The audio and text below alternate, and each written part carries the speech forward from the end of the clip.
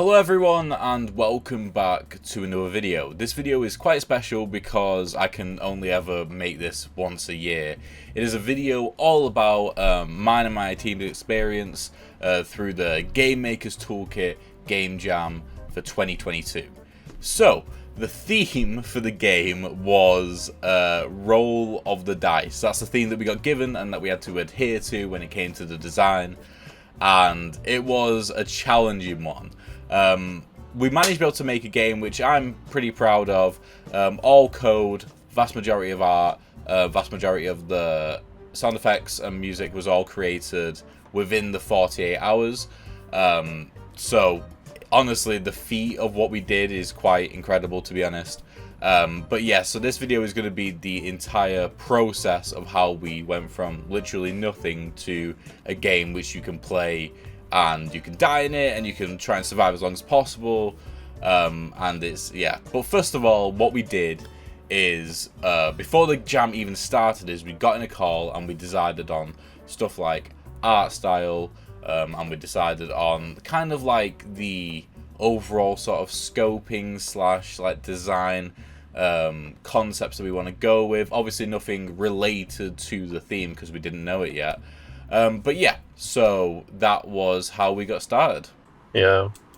Niall, did you say that you wanted to do like a single room experience?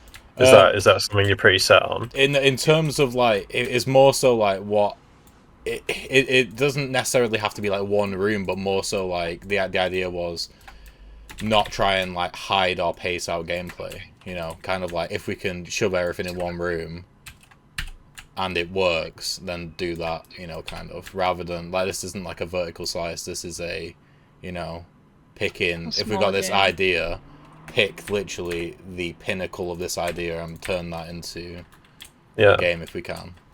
I really like the art style on the last one for sure. Yeah, definitely, I do as well. So, I can definitely do stuff like that. So when the jam actually started and Mark Brown released his live stream giving us the theme, it stumped us for a long time, and which was quite high pressure for me as the designer, because it was kind of on me to try and come up with as many different concepts as possible within the hour which we budgeted for this process. And I remember seeing to the left of me the Game Maker's Toolkit Discord, just like people coming up with a bunch of different ideas, having screenshots of gameplay already, and I was like freaking out a little bit. But from like the 15 to 20 ideas that we all generated, 2 of them stood out, and we went with one which was essentially a one tower defense game, where the gameplay is that there are 3 lanes, enemies come at you, and you pick up dice from like a little dice pool, and you put it into a machine, and depending on the dots on those dice, it determines where the lasers fire in that lane. So if the dot is in the top right, it will shoot in the right lane at the top of the lane, and enemies will have different height variations. Some will be floating, some will be crawling, and it will just add like a little bit of strategy. And it's a wave-based game, so they'll always be coming at you, and basically when you get to the end, you die. It's quite a difficult game, but it has like a cool little gameplay loop in there. Not too ambitious, but we'll see if we end up getting everything in there. But yeah.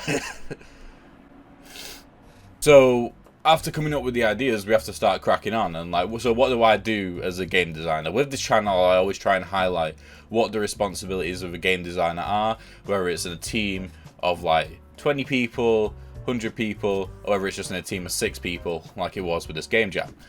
So my main responsibility after coming up with a concept was to write the GDD. This would be primarily for the programmers to have a look at. Like, I would list all the enemies, I'd list what the dice should do and the variations of the dice and whatnot.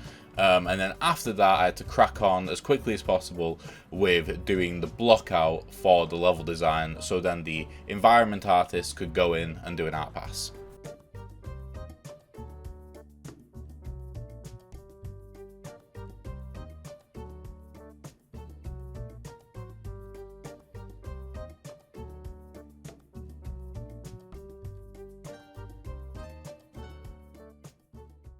So once I got the block out done, which I got done pretty much by midway through Saturday. So the game jam starts on Friday evening, then we have all of Saturday, and it finishes Sunday evening for UK time anyway.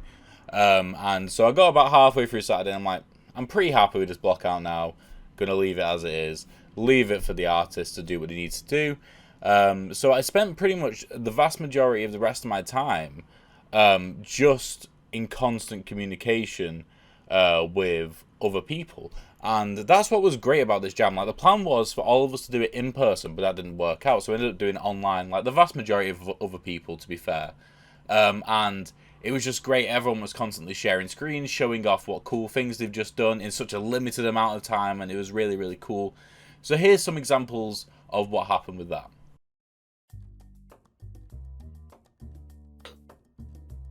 Come watching.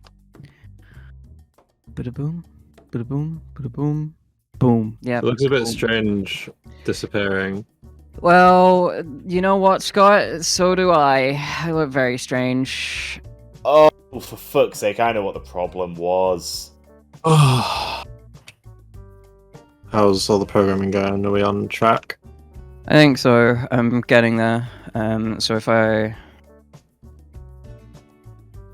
put a boy on the thing, draws the correct arrows, like obviously they need to go in the opposite direction. Yeah. Now, as you can see, the aforementioned art pass was a success. I mean, you saw kind of how barren the level which I made was. And then you go through this level here. The enemy's going to start spawning, I'm going to die. But you can go to like these different dice pools, and every area feels populated, and it feels like part of the level, which I'm very happy with. And yeah, so that was a success. The thing which, and I will say this to begin with, the programmers did an absolutely incredible job. Looking back, we may have overscoped, and I would like to do a video on overscoping, like, sort of separately, and talk about what it actually is and kind of how to avoid it, because it is like kind of a very like untamable beast. But I would really like to highlight what it's like in the very, very last few moments of a game jam, when really you kind of need like that extra day. So yeah, we'll see how it goes. Oh my god. Oh my god. Oh my god. Oh, good. Oh my god. I mean, yeah, but it's the dice spawning's not really fully in. Well, I guess it kind of works. Oh, nice font.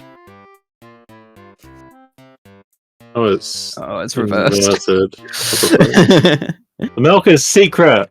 We've realised there's a lot to do and very little time to do it in. I'm desperate to go play some Fall Guys right now because I'm too stressed out. Welcome to Dice Lane, a game that I hate now.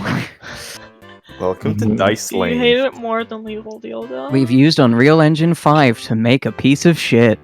You could probably make, well, I mean, I guess you can make jam flavored bread or bread jam.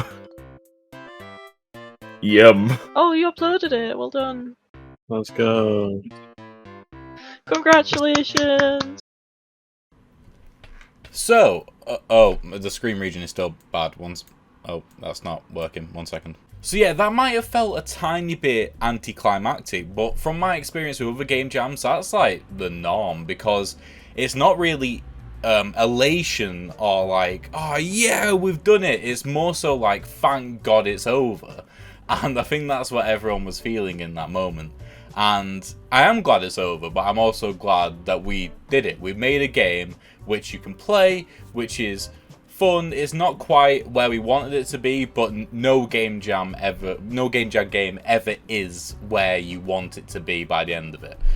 So what are you gonna do with that? But it's fun. I enjoy playing it. It looks gorgeous, and hopefully it does well in the competition. But overall, I'm just glad that we got together over a weekend as a team and made a game. It was really, really fun. But I am glad that you took the time to watch this video. Hopefully you enjoyed seeing the sort of process of like a game jam, like what happens from start to end.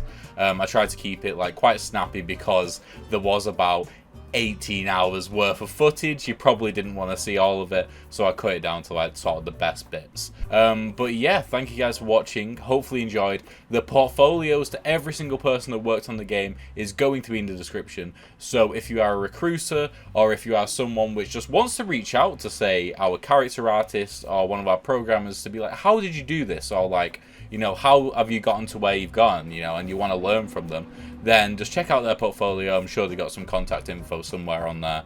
But yeah, thank you guys for watching. Hopefully you enjoyed, and I shall see you in the next one. Goodbye. The milk is secret.